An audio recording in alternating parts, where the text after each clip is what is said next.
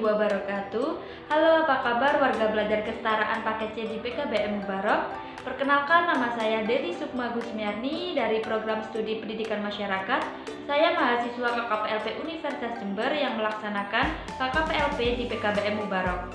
Dan di sini saya mengampu mata pelajaran geografi kelas 11 IPS 1 dan IPS 2. Sebelum memulai pembelajaran pada hari ini, alangkah baiknya kita awali dengan membaca doa bersama-sama. Membaca doa sesuai dengan keyakinan masing-masing. Berdoa mulai. Berdoa. Baik, pada kesempatan hari ini saya akan memberikan video pembelajaran paket C atau setara dengan sekolah menengah ke atas, yaitu mata pelajaran geografi kelas 11 IPS mengenai ledakan besar.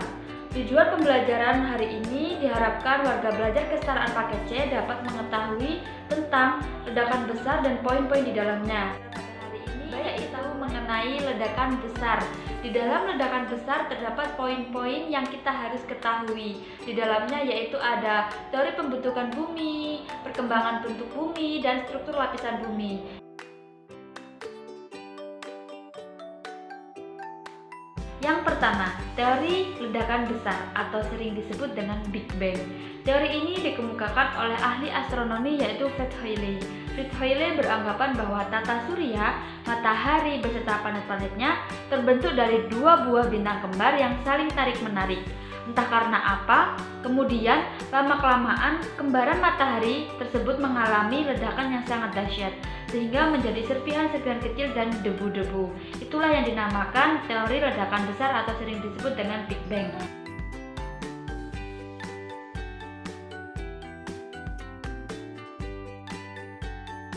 Yang kedua ada teori nebula. Teori ini dikemukakan oleh dua orang filsuf, yaitu Immanuel Kant dan Pierre-Simon Laplace. Menurut Immanuel Kant, tata surya berasal dari nebula, yaitu gas dan kabut tipis yang sangat luas dan bersuhu tinggi yang berputar sangat lambat. Sedangkan menurut Laplace, tata surya berasal dari bola gas yang bersuhu tinggi dan berputarnya sangat cepat.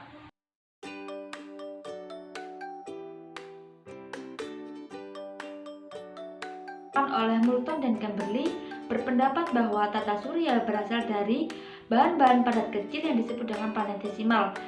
Planetesimal yang memiliki inti yang berwujud gas bersuhu tinggi. Gabungan bahan-bahan padat kecil itu kemudian membentuk planet-planet, sedangkan inti massa yang bersifat gas dan bersuhu tinggi terbentuk menjadi matahari.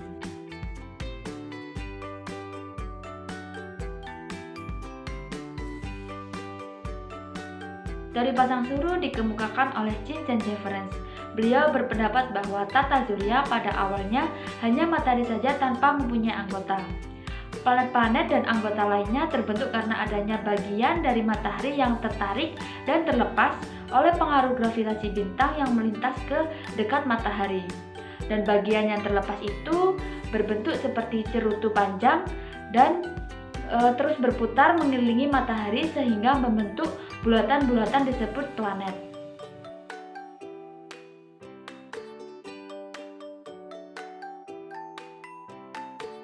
Nah, yang terakhir yaitu ada teori awan debu. Kalian juga bisa melihat gambar teori awan debu di samping ini.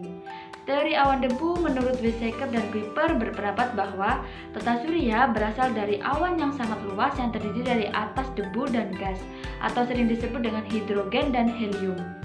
Ketidakteraturan dalam awan tersebut menyebabkan terjadinya penyusutan karena gaya tarik-menarik dan gerakan berputar yang sangat cepat dan tidak teratur, sehingga terbentuknya piring seperti cakram. Poin kedua dari ledakan besar yaitu ada perkembangan bentuk bumi. Bentuk bumi mulai awal terjadinya tidaklah seperti sekarang ini. Untuk mengetahui proses tersebut, marilah kita bahas bersama-sama. Yang pertama yaitu ada awal mula terbentuknya lapisan bumi. Menurut hasil penelitian para ahli astronomi dan geologi, bumi kita sendiri terbentuk atau terlepas dari tubuh matahari sekitar 4.500 juta tahun yang lalu.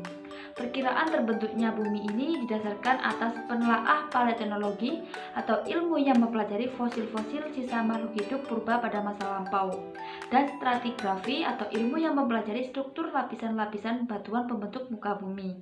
Pada saat awal terbentuknya, bumi kita pada awalnya masih merupakan bola pijar yang sangat panas. Suhu permukaannya mencapai 4.000 derajat Celcius. Tentu saja di dalamnya tidak ada kehidupan.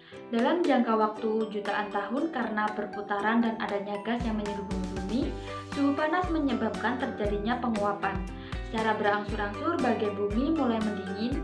Akibat pendinginan, bagian luar bumi membeku dan membentuk kerak bumi yang disebut dengan litosfer. Sedangkan bagian dalam planet sampai sekarang masih dalam keadaan panas dan berpijar. Kedua, yaitu terbentuknya benua. Ada 5 teori yang mengemukakan tentang terbentuknya benua. Yang pertama yaitu teori kontraksi. Dikemukakan oleh James Dana, ahli geografi dari Amerika Serikat, menyatakan bahwa bumi mulai mengalami pendinginan sebagai akibat dari konduksi panas, sehingga mulailah proses pengerutan pada permukaannya. Contohnya, akhir-akhir ini matahari menjauh dari bumi, sehingga yang kita rasakan suhu yang tinggi berbeda dengan biasanya. Yang kedua yaitu teori luarsia dan Gondwana. Dikemukakan oleh Edward Swiss, mengatakan bahwa mula-mula ada 2 benua yang terdapat di kutub. Benua luarsia ada di kutub utara, sedangkan Gondwana di kutub selatan. 2 benua tersebut terpecah dan tertarik ke ekuator. Gondwana terpecah menjadi Amerika Selatan, Afrika, dan Australia, sedangkan Laurasia menjadi Asia, Eropa, dan Amerika Utara. Dan yang ketiga yaitu ada teori pergeseran bumi. Dipelopori oleh Alfred Wegener, mengatakan bahwa benua pada mulanya hanya ada 1, yaitu Pangaea.